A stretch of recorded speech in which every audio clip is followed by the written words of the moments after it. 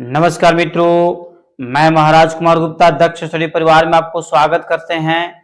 Bihar BPSC music परीक्षा 2023 try 2 के लिए बहुत ही महत्वपूर्ण प्रश्न लेकर के आया गया है। यह मैराथन क्लास 19 नंबर है। ठीक है, आप सभी प्रश्न को अंतिम समय तक अवश्य देखें तथा यदि आप बीपीएससी म्यूजिक का क्लास करना चाहते हैं, संपूर्ण नोट यदि चाहते हैं, संपूर्ण पीडीएफ चाहते हैं तो दिए हुए व्हाट्सएप नंबर पर हाय हेलो भेजिए और यहाँ पर जैसे देखिए आपको क्यूआर कोड जो आपको नजर आ रहा है उस पर आप स्कैन कर करके पेमेंट कर सकते हैं। जो आपको इच्छा हो उसके अनुसार आप पेमेंट कर सकते हैं। मिनिमम चार्ज बच्चों 300 रुपया है। ठीक है, इसमें संपूर्ण कोर्स का पैकेज आपको मिल जाएगा विथ पीडीएफ है। तो आप बिना समय गवाए हुए एग्जाम के मद्देनजर रखते हुए आज का प्रथम प्रश्न पर बच्चों ध्यान दीजिए और कमेंट्स में आंसर आप जरूर दिया कीजिए ताकि आपको पता यह चल जाएगा कि आप कितना स्कोरिंग कर पा रहे हैं। ऑडो प्रकार की मूर्छना में कितने स्वरों का प्रयोग किया गया है? ऑडो प्रकार की मूर्छना में कितने स्वरों का प्रयोग किया गया है? ए में है 4, बी में है 3, सी में है 5 और डी में है 7। इसका आंसर हो जाएगा बच्चों 5, मतलब सी नंबर। ठीक है, ध्यान दीजिएगा फिर से। ऑडो प्रकार की मूर्छना में कितने स्वरों का प्रयोग किया गया है? तो कितना टिकट करेगा बच्चों? 5 है। जितने भी इसमें प्रश्न डाले गए हैं सभी के सभी अति महत्वपूर्ण प्रश्न है और एग्जाम के मद्देनजर रखते बच्चों बनाया गया है। नेक्स्ट प्रश्न पर ध्यान दीजिएगा। साडो प्रकार की मूर्छना में कितने स्वरों का प्रयोग किया गया है? साडो प्रकार की मूर्छना में कितने प्रकार के स्वरों का प्रयोग किया गया है? ए में है 5, बी में है 6, सी में है 4 और डी में है 7। हम जैसे ही बच्चों ऑप्शन को इंडिकेट करते हैं आप तत्काल कमेंट्स में आंसर दे दिया कीजिए। इसका आंसर हो जाएगा बच्चों 6। 6 कहने के मतलब है कि बॉल। ठीक है, 6 कहने का मतलब क्या है? कि बॉल। फिर से ध्यान दीजिएगा नेक्स्ट प्रश्नों पर। भारतीय संगीत में मूर्छना कितने प्रकार की थी? भारतीय संगीत में मूर्छना कितने प्रकार की थी? ए में है 4, बी में है 3, सी में है 7 और डी में है 5। कमेंट से बच्चों इसका आंसर दीजिए आप। कुछ समय इसीलिए हम गैपिंग छोड़ देते हैं ताकि आप कमेंट्स में आंसर दे दिया कीजिए। इसका आंसर हो जाएगा ए। कहने का मतलब है कि 4। भारतीय संगीत में मूर्छना कितने प्रकार के थी? तो 4 ठीक आउट हमको करना बच्चों। अगला प्रश्न है आपका कि अचल स्वर कौन से 2 हैं? अचल स्वर कौन से 2 हैं? बताइए बच्चों, इसमें से आंसर आपको डायरेक्ट में बताना है। कुछ गैपिंग समय का आपको छोड़ देंगे, तब तक आप आंसर इसको दे दिया कीजिए। ए बी सी डी, बताइए क्या आंसर होगा? इसका आंसर हो जाएगा बच्चों सी नंबर। सी कहने का मतलब है कि स और व अचल स्वर है। ठीक है, अगला प्रश्न बच्चों, विभाग को विभागड़ा से अलग करने वाले स्वर इंगित कीजिए। बहुत ही महत्वपूर्ण प्रश्न है कि विभाग को विभागड़ा से अलग करने वाले स्वर को इंगित कीजिए। तो ए में है रे शुद्ध, बी में है म शुद्ध, सी में है नी कोमल और डी में है ग शुद्ध है। बताइए बच्चों इसका आंसर क्या होगा? तो इसका आंसर हो जाएगा बच्चों सी नी कोमल। क्या हो जाएगा? नी कोमल। बच्चों इसका आंसर क्या है? सही है। अगला प्रश्न पर ध्यान दीजिएगा। तबला या पखावज प्रायः किस स्वर में मिलाया जाता है? तबला या पखावज प्रायः किस स्वर में मिलाया जाता है? षड्ज में, गंधार में, मध्यम में कि पंचम में? बताइए क्या आंसर होगा? ठीक है, इसका आंसर बच्चों आपको बता देते हैं। इसका आंसर हो जाएगा एप्पल, मतलब षड्ज में। ठीक है, नेक्स्ट प्रश्न पर बच्चों ध्यान दीजिएगा कि सवा गुण किस भिन्न से प्रदर्शित होती है? सवा गुण किस भिन्न से प्रदर्शित होती है? ये आपको कैलकुलेशन करके भी चेक कर सकते हैं। इसका आंसर बच्चों कमेंट्स में जरूर दिया कीजिए। इसका आंसर हो जाएगा सी। सी कहने का मतलब है कि 5/4। इसको भाग दीजिएगा तो 1 पॉइंट कितना हो जाएगा? 25 और 1.25 को हम क्या बोलते हैं? सवा गुण बोलते हैं।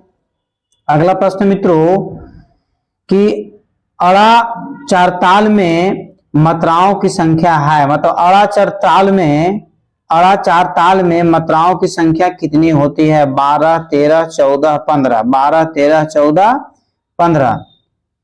बताइए बच्चों इसका आंसर क्या होगा? इसका आंसर हो जाएगा 14। 14 कहने का मतलब है कि एप्पल। आड़ा चार ताल में मात्राओं की संख्या कितनी होती है? तो 14। अगला प्रश्न मित्रों, दक्षिण भारतीय संगीत समारोह में किस संगत वाद्य का उपयोग किया जाता है? बहुत ही महत्वपूर्ण प्रश्न बच्चों कि दक्षिण भारतीय संगीत समारोह में किस संगत वाद्य का प्रयोग किया जाता है? तो ए में है खंजीरा, बी में है हारमोनियम, सी में है नादस्वरम और डी में है सैक्सोफोन। तो इसका बच्चों आप कमेंट्स में जरूर आंसर दिया कीजिए। इसका हो जाएगा नादस्वरम। क्या हो जाएगा? नादस्वरम। एक चीज और आपको बता देते हैं, यदि उत्तर भारतीय संगीत कह देगा तो हारमोनियम टिक आउट करना, ठीक है। उत्तर भारत यदि बोल देगा तो उत्तर भारत में इसका क्या हो जाएगा? हारमोनियम आंसर होगा, ठीक है मित्रों। परंतु नेक्स्ट प्रश्न पर ध्यान दीजिए कि गीत गोविंद ग्रंथ का रचना काल था, मतलब गीत गोविंद की रचना किस शताब्दी में किया गया था? इसका अभी तक आंसर बच्चों माने विवादित है, परंतु कुछ विद्वानों का स्टेटमेंट है कि 12वीं शताब्दी पूर्वार्ध में, 12वीं शताब्दी पूर्वार्ध में, ठीक है। नेक्स्ट प्रश्न पर बच्चों ध्यान दीजिए, गीत गोविंद ग्रंथ किस भाषा में रचित था? या फिर पूछ सकता है कि गीत गोविंद की रचना किस भाषा में हुई थी? बताइए इसका आंसर बच्चों क्या होगा कि गीत गोविंद की रचना किस भाषा में हुई थी? हिंदी में, अवधी में, पाली में, संस्कृत में, ठीक है। हिंदी, अवधी, पाली, संस्कृत। बताइए बच्चों इसका आंसर क्या होगा? गीत गोविंद की रचना हुआ था संस्कृत भाषा में। कौन भाषा में हुआ था? संस्कृत भाषा में। नेक्स्ट प्रश्न पर मित्रों ध्यान दीजिए, गीत गोविंद की रचनाकार कौन थे? यहाँ पर थे होगा, गीत गोविंद के रचनाकार कौन थे, ठीक है। तो ये तो आपको गलत ऑप्शन है, कालिदास, मेघदूतम, लोचन साहब, इसमें से कोई नहीं है। अर्थात इसके गीत गोविंद के लेखक हो जाएंगे जयदेव साहब। क्या हो जाएंगे?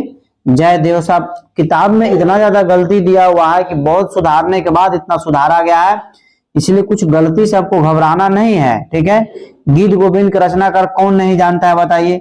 इसमें जयदेव नहीं किया है, ठीक है। इस प्रकार गीत गोविंद के रचनाकार कौन है? तो जयदेव साहब।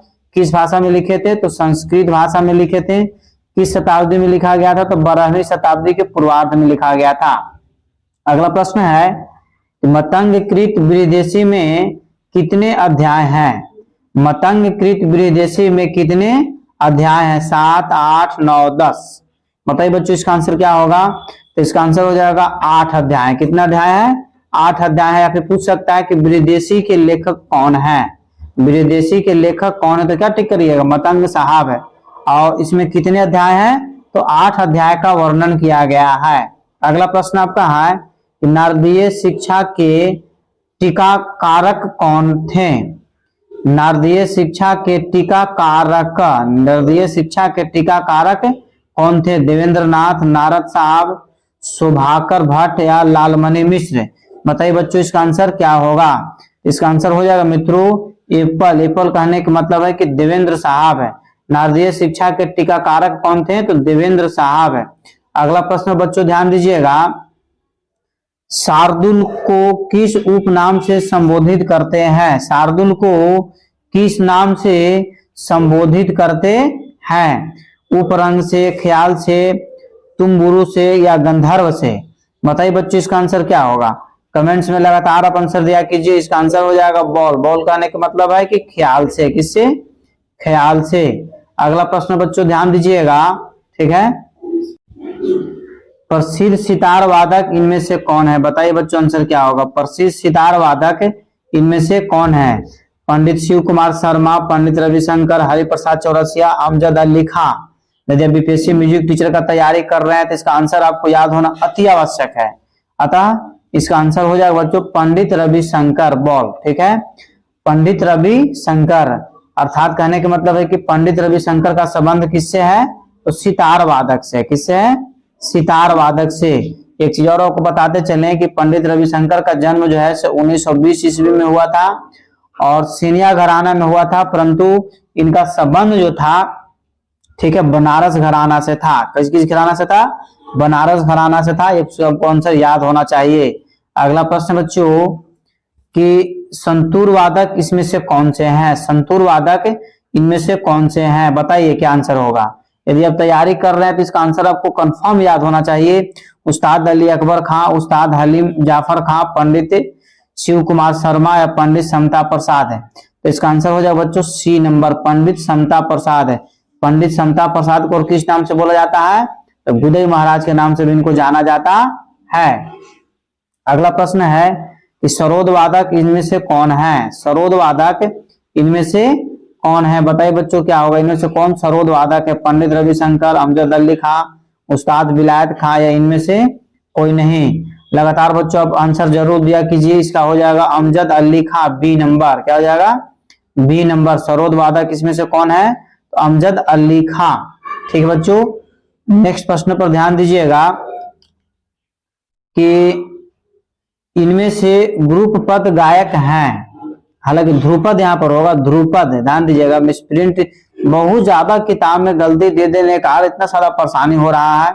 इनमें से ध्रुपद गायक कौन से हैं? ध्रुपद गायक कौन से हैं? तो अमीर खां होगा, अमीर खां, मल्लिका अर्जुन मंसूर, ठीक है, फयाज खां या अमीनुद्दीन खां। तो इसका आंसर हो जाएगा बच्चों डी नंबर। क्या हो जाएगा? डी मतलब अमीनुद्दीन खां। ठीक है बच्चों, आगे ध्यान दीजिएगा।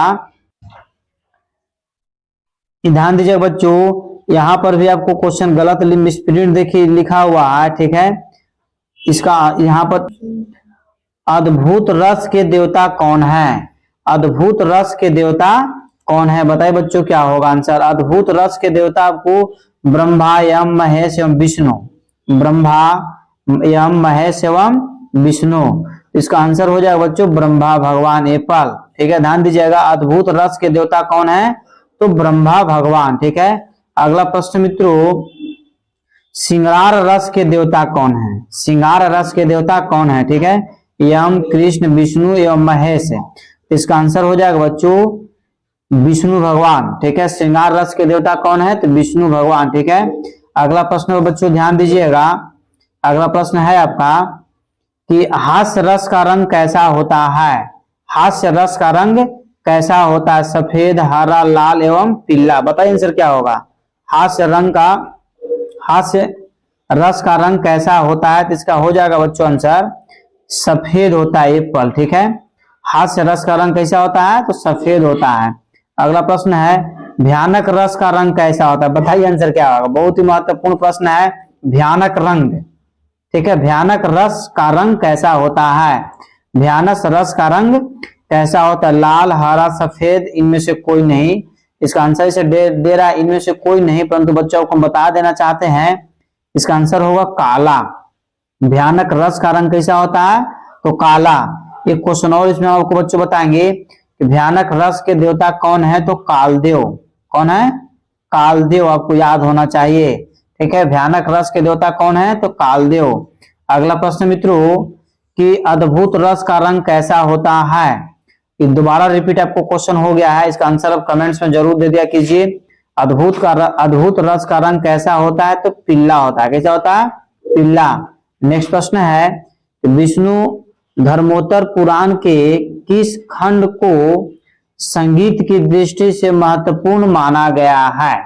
ठीक बच्चों, विष्णु धर्मोत्तर पुराण के किस खंड को संगीत की दृष्टि से महत्वपूर्ण माना गया है? तो ए में है चौथा, बी में है तीसरा, सी में है पहला और डी में है नवा। ठीक बच्चों, इसका आंसर हो जाएगा तीसरा, मतलब बी नंबर। क्या हो जाएगा? B number. बच्चों इसका आंसर क्या है? सही है।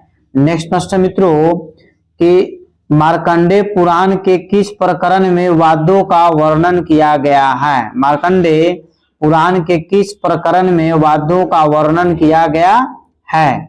इसका आंसर ए में है 23, बी में है 27 और सी में है 106 और डी में 120। तो इसका आंसर हो जाएगा बच्चों 106। 106 कहने का मतलब है कि सी नंबर। ठीक है, 106 कहने का मतलब क्या है? कि सी नंबर। बच्चों इसका आंसर क्या है? सही है। नेक्स्ट प्रश्न पर ध्यान दीजिएगा। अगला प्रश्न है आपका कि प्रेरणा श्रीमाली को किस उपाधि से सम्मानित किया जा चुका है? प्रेरणा श्रीमाली को किस उपाधि से सम्मानित किया जा चुका है? तो ए में है पद्मश्री, बी में आपका संगीत नाटक अकादमी अवार्ड, सी में है कालिदास सम्मान और डी में है तानसेन सम्मान। तो इसका आंसर हो जाएगा बच्चों बॉल। क्या हो जाएगा? बॉल कहने का मतलब है कि संगीत नाटक अकादमी अवार्ड से किनको सम्मानित किया गया है? तो प्रेरणा श्रीमाली को, प्रेरणा श्रीमाली को। अगला प्रश्न है, तानसेन संगीत की ओर से उस्ताद अलाउद्दीन खां को किस उपाधि से सम्मानित किया गया? ठीक है, तानसेन संगीत की ओर से उस्ताद अलाउद्दीन खां को किस उपाधि से सम्मानित किया गया? संगीताचार्य, आफ्ताबे हिंद, भारत का गौरव या संगीत नायक? बताइए बच्चों इसका आंसर क्या होगा? आप कमेंट से बच्चों जरूर आंसर दिया कीजिए। इसका आंसर हो जाएगा मित्रों आफ्ताबे हिंद। क्या हो जाएगा? आफ्ताबे हिंद कहने का मतलब है कि बॉल। ठीक है, उस्ताद अलाउद्दीन खां को किस उपाधि दिया गया? तो आफ्ताबे हिंद की उपाधि इनको दिया गया है। अगला प्रश्न है कि आफ्ताबे सरोद उपाधि से किस कलाकार को सम्मानित किया जा चुका है? आफ्ताबे सरोद उपाधि से किस कलाकार को सम्मानित किया जा चुका है? तो अलादिया खां, हाफिज अली खां, सखरनी या निखिल बनर्जी?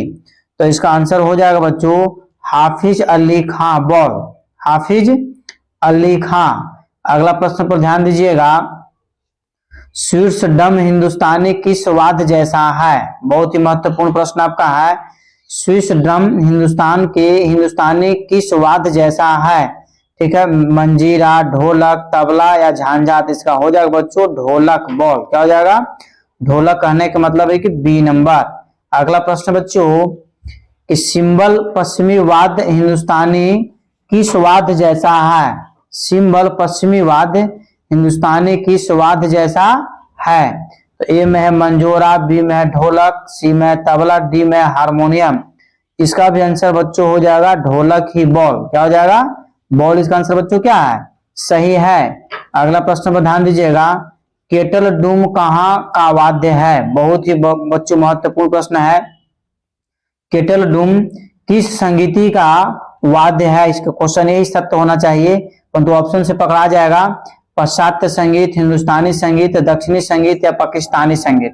इसका आंसर हो जाएगा बच्चों पाश्चात्य संगीत, एप्पल। क्या हो जाएगा? पाश्चात्य संगीत। अगला प्रश्न बच्चों कि उद्ग्रह शब्द किस गायन विद्या से संबंधित है?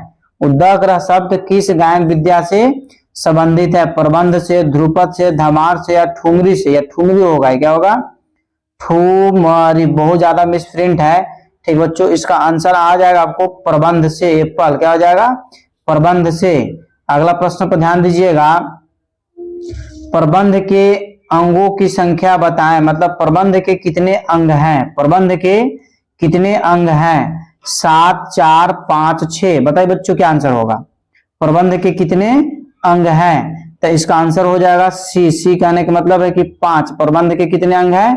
तो 5 अंग हैं। अगला प्रश्न पर ध्यान दीजिएगा कि नाट्य के अंतर्गत प्रवेश प्रसंग पर गाए जाने वाले गीत को क्या कहा गया? ठीक है, नाट्य के अंतर्गत प्रवेश प्रसंग पर गाए जाने वाले गीत को क्या कहा गया? अंतरा, प्रवेशिका, अस्थाई या मध्यम? तो इसका आंसर हो जाएगा बच्चों एप्पल, अंतरा। क्या हो जाएगा? अंतरा। अगला प्रश्न पर ध्यान दीजिएगा कि पंजाब में अंत्येष्टि संस्कार में गाया जाने वाला लोकगीत कौन सा है? बच्चों एक चीज याद रखना है कि अंत्येष्टि संस्कार जो होता है, मृत्यु होने के उपरांत अंत्येष्टि संस्कार होता है। तो यहाँ पर प्रश्न है कि पंजाब में अंत्येष्टि संस्कार में गाया जाने वाला लोकगीत कौन सा है? बोलिया, टप्पे, अल्हाने या गिद्धा? बताइए मित्रों इसका क्या आंसर होगा? इसका आंसर आपको बच्चों कमेंट्स में जरूर देना है। तो इसका आंसर हो जाएगा अल्हाने, सी नंबर। क्या हो जाएगा? अल्हाने। अंत्येष्टि संस्कार में कौन से गीत का प्रयोग किया जाता है? तो अल्हाने का। अगला प्रश्न है आपका कि सिठनो, ठीक है, सिठनी अलग होगा, सिठनी, सिठनी कहाँ का हास्य लोक गीत है? सिठनी कहाँ का हास्य लोक गीत है? पंजाब का, हिमाचल प्रदेश, गुजरात या बंगाल? कमेंट से बच्चों जरूर आंसर दीजिए। इसका आंसर हो जाएगा मित्रों पंजाब का। सिठनी कहाँ का हास्य लोक गीत है? तो पंजाब का है। अगला प्रश्न पर ध्यान दीजिएगा कि पंजाब के संस्कार गीतों में वर पक्ष की ओर से गाए जाने वाला गीत कौन सा है? बहुत ही महत्वपूर्ण प्रश्न है कि पंजाब के संस्कार गीतों में वर पक्ष की ओर से मतलब दुल्हा के तरफ से गाया जाने वाला गीत कौन सा है? तो घोड़िया, बारहमासा, हीर या गिद्धा। इसका आंसर हो जाएगा बच्चों घोड़िया। ठीक है, एप्पल क्या हो जाएगा? दूल्हे पक्ष से जो गीत गा उसको क्या बोलते हैं? घोड़िया बोला जाता है। अगला प्रश्न है, पंजाब प्रांत की प्रसिद्ध लोक गायिका है। ठीक है, पंजाब प्रांत की प्रसिद्ध लोक गायकी है। ए में है महिया, बी में है टप्पा, सी में है झमाकरा और डी में है रौफ है। बताइए बच्चों इसका आंसर क्या होगा? इसका आंसर हो जाएगा टप्पा। क्या हो जाएगा? टप्पा कहने का मतलब है कि बॉल। क्या हो जाएगा बच्चों? बॉल हो जाएगा। अगला प्रश्न पर ध्यान दीजिएगा, झमाकड़ा झमाकड़ा किस प्रदेश का प्रचलित स्वांग है? बहुत ही महत्वपूर्ण प्रश्न आपके एग्जाम के लिए। झमाकड़ा झमाकड़ा किस प्रदेश का प्रचलित स्वांग है? उत्तर प्रदेश, हिमाचल प्रदेश, बंगाल और पंजाब। इसका आंसर बच्चों कमेंट्स में आप जरूर दिया कीजिए। इसका आंसर हो जाएगा बॉल। बॉल कहने का मतलब है कि हिमाचल प्रदेश। क्या हो जाएगा बच्चों? हिमाचल प्रदेश। फलूत का मान है 2 मात्रा, 3 मात्रा, 5 मात्रा या 4 मात्रा। फलूत का मान है तो क्या हो जाएगा बच्चों? 4 मात्रा। 4 मात्रा कहने का मतलब है कि डी नंबर। क्या हो जाएगा? D number. बच्चों इसका आंसर क्या है? सही है। अगला प्रश्न है कि एक देसी ताल का नाम इसमें से कौन है? एक देसी ताल का नाम इनमें से कौन है? मुकुंद, गोविंद, मधुकर या उद्घट है। ठीक है, तो इसका आंसर बच्चों आप कमेंट्स में जरूर दीजिए। इसका आंसर हो जाएगा एप्पल, मुकुंद हो जाएगा। क्या हो जाएगा? मुकुंद हो जाएगा। नेक्स्ट प्रश्नों पर ध्यान दीजिएगा कि पंडित विश्व मोहन भट्ट संगीत की किस वादन शैली के लिए प्रसिद्ध हैं? यह आपसे पूछ सकता है कि पंडित विश्व मोहन भट्ट कौन से वादन को बजाते हैं या कौन से वाद्य को बजाते हैं?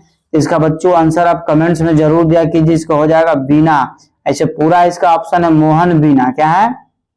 मोहन बीना बजाते थे। ठीक है, पंडित विश्व मोहन भट्ट क्या बजाते थे? तो मोहन बीना बजाते थे। हो सकता है ऑप्शन में मोहन बीना डाल दे। अगला प्रश्न बच्चों, कल्याण वैभोग में किस राग में है? कल्याण वैभोग में किस राग में है? तो नंदनम क्रिया में कुरिंजी होगा, कुरिंजी, चेंचुरिटी या नवरोज। तो इसका आंसर बच्चों आप कमेंट्स में दीजिए। इसका आंसर हो जाएगा बॉल, कुरुंजी। क्या हो जाएगा? कुरुंजी। अगला प्रश्न पर ध्यान दीजिएगा कि भारतीय संगीत में मूलभूत स्वर को क्या कहते हैं? भारतीय संगीत में मूलभूत स्वर को क्या कहते हैं? षडज, पंचम, मध्यम या निषाद। इसका आंसर क्या हो जाएगा? षडज। षडज कहने का मतलब है कि एप्पल। ठीक है, और यही यदि दे देगा कि पाश्चात्य संगीत में तो नोट होगा। क्या हो जाएगा? पाश्चात्य संगीत में मूल स्वर को क्या कहते हैं? तो नोट कहते हैं। और भारतीय संगीत में मूलभूत स्वर को क्या कहते हैं? तो षडज कहते हैं। अगला प्रश्न पर ध्यान दीजिएगा, पाश्चात्य संगीत में स्वर को क्या कहते हैं? तो नोट कहते हैं। तुरंत अभी बता चुके थे क्या कहते हैं? नोट कहते हैं। इसके पहले बच्चों इसका आंसर हम बता चुके थे कि पाश्चात्य संगीत में स्वर को क्या कहते हैं? तो नोट कहते हैं। और यही प्रश्न आपका देखिए यहाँ पर ध्यान दीजिए कि भारतीय संगीत में मूलभूत स्वर को क्या कहते हैं? षडज कहते हैं। अगला प्रश्न पर ध्यान दीजिए कि विकृति स्वरों को उल्लेख सर्वप्रथम किस ग्रंथकार ने किया? विकृति स्वरों का उल्लेख सर्वप्रथम किस ग्रंथकार ने किया? नारद साहब, भाव भट्ट, सोमनाथ या सारंगदेव। बताइए बच्चों इसका आंसर क्या होगा? इसका आंसर बच्चों आपको हो जाएगा डी नंबर। डी कहने का मतलब है कि सारंगदेव। क्या हो जाएगा? सारंगदेव। नेक्स्ट प्रश्न पर ध्यान दीजिएगा, नकार प्राणनानम नादो जते नाद के अर्थ के स्पष्टीकरण के लिए यह श्लोक किस ग्रंथ में वर्णित है? यह श्लोक किस ग्रंथ में वर्णित है? तो इसका आंसर हो जाएगा बच्चों ए में संगीत रत्नाकर, बी में अनूप संगीत विलास, सी में है राजमंजरी और डी में है नाट्य शास्त्र। इसका आंसर हो जाएगा बच्चों संगीत रत्नाकर में एप्पल। क्या हो जाएगा? संगीत रत्नाकर। अगला प्रश्न है, स म ग में प स्वर किस राग के हैं? किस राग के हैं? फिर से ध्यान दीजिएगा, स म ग में प स्वर किस राग के हैं? तो राग यमन, राग केदार, राग कोमद या राग मारू बिहाग। तो इसका आंसर बच्चों हो जाएगा आपको बॉल। बॉल कहने का मतलब है कि राग केदार। क्या हो जाएगा, राग केदार इसका क्या आंसर है, सही है। नेक्स्ट प्रश्न पर ध्यान दीजिएगा, कौन सा राग औरव जाति का है, कौन सा राग औरव जाति का है, तो जोग कोश, तोड़ी, जोग या रागेश्वरी। बच्चों कमेंट्स में आप इसका आंसर अवश्य दीजिए। तो इसका आंसर हम बता दे रहे हैं, इसका आंसर हो जाएगा जोग। क्या हो जाएगा, जोग कहने का मतलब है कि सी। कौन सा राग औरव जाति का है, तो जोग। नेक्स्ट प्रश्न पर ध्यान दीजिएगा, ये हारमोनी की रचना का आधार है, हारमोनी की रचना का आधार है, तो मीटर, कॉर्ड, स्टेकेटो या टिकाव। तो इसका आंसर बच्चों क्या होगा बताइए, इसका आंसर हो जाएगा कॉर्ड। क्या हो जाएगा, कॉर्ड, ठीक है। नेक्स्ट प्रश्न पर बच्चों ध्यान दीजिएगा, अगला प्रश्न है आपका, गायन हेतु श्वास नियंत्रण बढ़ाने के लिए निम्नलिखित में से कौन सा तत्व आवश्यक है। बहुत ही महत्वपूर्ण प्रश्न है, इसको आप ऑप्शन देख करके बच्चों आंसर बता सकते हैं, ठीक है। कि गायन हेतु श्वास नियंत्रण के लिए निम्नलिखित में से कौन सा तत्व आवश्यक है, जोर से गाना, बहुत धीरे से गाना, या माइक पर गाना, या प्राणायाम। तो क्या हो जाएगा, प्राणायाम। डी आंसर बच्चों क्या है, सत्य है, ठीक है। अगला प्रश्न पर ध्यान दीजिएगा, खेमटा ताल की मात्राएं हैं, मतलब खेमटा में कितनी ताल की मात्राएं होती है, 6, 8, 10, 12, 6, 8, 10, 12। तो इसका आंसर बच्चों हो जाएगा 10। खेमटा ताल की मात्राएं कितनी है, तो 10 मात्राएं, कितनी है, 10। अगला प्रश्न आपका है कि घुमाली ताल की मात्राएं हैं, घुमाली ताल की मात्राएं हैं 6, 8, 10, 12। खेमटा में 10 था, तो घुमाली ताल की मात्राएं आपसे पूछा जा रहा है। तो इसका आंसर बच्चों कमेंट्स में क्या हुआ अब तक बताइए, जल्दी फास्ट बताइए। तो इसका आंसर हो जाएगा आपको बॉल। बॉल कहने का मतलब है कि 8, क्या है, 8, ठीक है। घुमाली ताल की मात्राएं कितनी है, तो 8 है। अगला प्रश्न मित्रों कि मार्ग तालों की संख्या कितनी है, मार्ग तालों की संख्या कितनी है, तो 3, 5, 7, 9, 3, 5, 7, 9। तो इसका आंसर कितना हो जाएगा, सी नंबर 7। मार्ग ताल की संख्या कितनी है, तो 7 है। नारदीय शिक्षा के टीकाकारक कौन है, नारदीय शिक्षा के टीकाकारक कौन है, महाराणा कुंभा, भट्ट शुभंकर, दतिल साहब, अभिनव गुप्त। बताइए बच्चों इसका आंसर क्या होगा, इसका आंसर हो जाएगा दतिल साहब। क्या हो जाएगा, दतिल साहब, मतलब सी नंबर। क्या हो जाएगा, सी नंबर। नारदीय शिक्षा के टीकाकारक कौन है, तो दतिल साहब है। अगला प्रश्न मित्रों कि सहरस पुस्तक का संपादन किसने किया, सहरस पुस्तक का संपादन किसने किया। तो ए में आपको है प्रोफेसर सुभाद्रा चौधरी, बी में है ठाकुर जयदेव सिंह, सी में प्रोफेसर प्रेमलता शर्मा, डी में है आचार्य बृहस्पति। इसका आंसर हो जाएगा बच्चों C number, professor Premlata Sharma, professor Premlata Sharma. इसका आंसर बच्चों क्या है, सही है। अगला प्रश्न पर ध्यान दीजिएगा कि म्यूजिक ऑफ हिंदुस्तान के लेखक कौन है। बहुत ही महत्वपूर्ण आपको एग्जाम के लिए है कि म्यूजिक ऑफ हिंदुस्तान के लेखक कौन है। तो Fox Strangways, William Jones, engineer Clements या ऑगस्टस विलियर्ड। इसका आंसर बच्चों हो जाएगा आपको एप्पल, ठीक है, फॉक्स स्ट्रेवेज। फॉक्स स्ट्रेवेज साहब ने म्यूजिक ऑफ हिंदुस्तान की रचना किए थे। अगला प्रश्न आपका है कलिनाथ लिखित ग्रंथ का नाम इनमें से कौन सा है, कलिनाथ लिखित ग्रंथ इनमें से कौन सा है। तो बच्चों इसका थोड़ा सा यूट्यूब पर देख करके या गूगल पर देख करके इसका आंसर क्लियर कर लीजिएगा।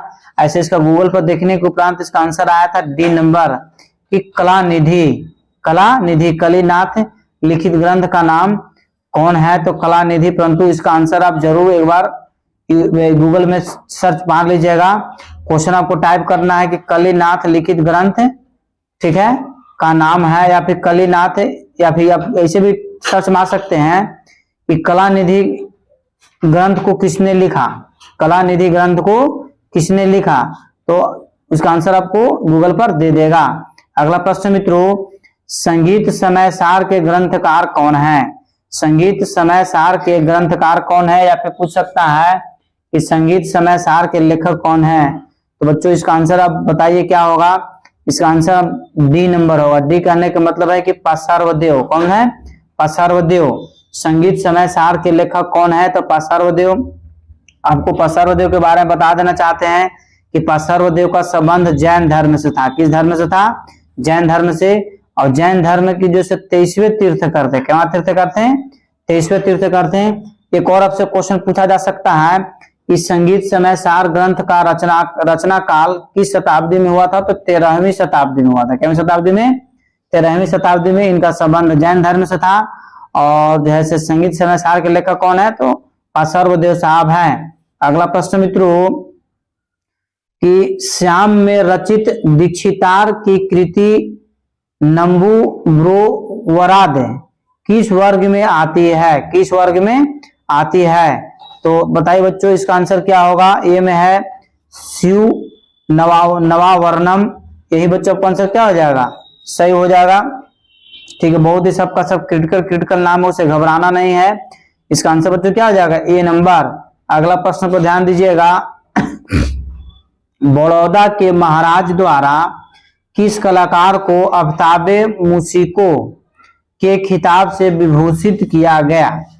बड़ौदा के महाराज द्वारा किस कलाकार को आफ्ताबे मूसिको के खिताब से विभूषित किया गया? ए में आपके उस्ताद अब्दुल करीम खां, बी में उस्ताद फयाज खां, सी में उस्ताद अमीर खां होगा, और डी में उस्ताद बड़े गुलाम अली खां। तो बच्चों इसका आंसर हो जाएगा आपका बॉल, मतलब उस्ताद फयाज खां। ठीक है, उस्ताद फयाज खां को आफ्ताबे मूसिको की उपाधि से नवाजा गया था। अगला प्रश्न है आपका कि हिंदुस्तानी संगीत को प्रथम महिला शहनाई वादक कौन है? हिंदुस्तानी संगीत को में होना चाहिए, हिंदुस्तानी संगीत में प्रथम महिला शहनाई वादक कौन है? परवीन सुल्ताना, शरण रानी या जरीन दारूवाला? डी में है बागेश्वरी कमर। तो इसका आंसर हो जाएगा बच्चों बागेश्वरी कमर, डी नंबर, बागेश्वरी कमर। अगला प्रश्न पर ध्यान दीजिए। कौन मैहर घराने का नहीं है? कौन मैहर घराने का नहीं है? और बच्चों ये आपको ऑप्शनली क्वेश्चन है, तो इसका आंसर आपको डायरेक्ट में बताना है कि कौन मैहर घराने से संबंधित नहीं थे। तो उस्ताद यहाँ पर होगा उस्ताद सुजाद खां, मैहर घराने से संबंधित नहीं थे। अब देखिए, पंडित रविशंकर मैहर घराने से संबंधित थे, पंडित निखिल बनर्जी मैहर घराने से संबंधित थे, उस्ताद अली अकबर खां मैहर घराने से संबंधित थे। इसका आंसर बच्चों क्या है? एप्पल। कौन नहीं है पूछ रहा है, कौन नहीं है। अगला प्रश्न पर ध्यान दीजिएगा कि ललित कलाओं में सर्वश्रेष्ठ, ठीक है, ललित कलाओं में सर्वश्रेष्ठ कला, यहाँ पर कला होगा, बहुत ज्यादा मिसप्रिंट है। ठीक है, ललित कलाओं में सर्वश्रेष्ठ कला है तो कला, संगीत, काष्ठ कला या फिर मूर्ति कला। ठीक है, तो इसका आंसर हो जाएगा बच्चों बॉल, संगीत कला। ललित कलाओं में सर्वश्रेष्ठ कला है तो संगीत कला। कौन सा कला? संगीत कला को सर्वश्रेष्ठ इसलिए माना गया है क्योंकि संगीत के माध्यम से हम किसी मूर्ति को, किसी व्यक्ति को हम क्या कर सकते हैं? अवलोकन कर सकते हैं। ठीक है, उसमें दोनों साइलेंट रहता है। अगला प्रश्न बच्चों कि ललित कलाओं के अंतर्गत कितनी कलाओं को रसत्व की प्राप्ति का साधना बताया गया है? ललित कलाओं के अंतर्गत कितनी कलाओं को रसत्व की प्राप्ति का साधना बताया गया है? 5, 3, 7, 9। पता है बच्चों क्या आंसर? फटाफट कमेंट में आंसर दिया कीजिए। तो इसका आंसर हो जाएगा मित्रों 5। कितना हो जाएगा? 5 कहने का मतलब है कि एप्पल। क्या है? एप्पल। अगला प्रश्न को ध्यान दीजिएगा। वैदिक साहित्य में कलाएं कितने प्रकार की बताई गई है? या फिर पूछ सकता है कि वैदिक साहित्य में कला के कितने प्रकार हैं? तो ए में है 32, बी में है 64, सी में है 13 और डी में है 19 है। इसका आंसर हो जाएगा बच्चों 64 है। क्या हो जाएगा? वैदिक साहित्य में कलाएं के कितने प्रकार बताए गए हैं? 64 बताए गए हैं। एक चीज और बच्चों आप ध्यान दीजिएगा कि वात्स्यायन द्वारा लिखा गया किताब जो आपका है, वात्स्यायन द्वारा लिखा गया किताब कामसूत्र, कामसूत्र के लेखक कौन है? वात्स्यायन साहब हैं। और वात्स्यायन साहब भी अपने कामसूत्र में कितनी कला का वर्णन किए हैं? तो 64 कला का वर्णन किए हैं, इसलिए आपको जिक्र कर दिए। ठीक है, वात्स्यायन साहब भी कामसूत्र में कितने कलाओं का वर्णन किया है? तो 64 कलाओं का वर्णन किए हैं। अगला प्रश्न मित्रों कि मनुष्य कृतत्व से संपन्न होने वाली हर रचना को कला किस साहित्य में कहा गया है? ठीक है, वैदिक साहित्य, पाणिनि साहित्य, कौटिल्य शास्त्र या फिर चाणक्य शास्त्र। इसका आंसर हो जाएगा बच्चों एप्पल, वैदिक साहित्य में। किसमें किया गया है? वैदिक साहित्य में। अगला प्रश्न मित्रों, जिस राग में पंचम का प्रयोग न होता हो उसे इंगित कीजिए। जिस राग में पंचम का प्रयोग न होता है उसे इंगित कीजिए। सोहनी, सुहा, गोंड, मल्हार या बहार। बताइए बच्चों इसका आंसर क्या होगा? कमेंट्स में फटाफट आंसर दिया कीजिए। तो इसका आंसर हो जाएगा बच्चों सोहनी, एप्पल। क्या हो जाएगा? सोहनी। ठीक है, नेक्स्ट प्रश्न मित्रों कि दामोदर पंडित ने 7 स्वरों की उत्पत्ति मानी है। अर्थात कहने के मतलब है कि दामोदर पंडित द्वारा 7 स्वरों की उत्पत्ति मानी गई है। तो पशु पक्षियों के ध्वनि से, पानी के ध्वनि से, 7 पत्थरों के टुकड़ों से, या इनमें से सभी सही है। तो बताइए बच्चों इसका आंसर क्या होगा? कमेंट्स में इसका आंसर आपको जरूर देना है। तो पशु पक्षी की ध्वनि से। दामोदर पंडित ने 7 स्वरों की उत्पत्ति किससे मानी है?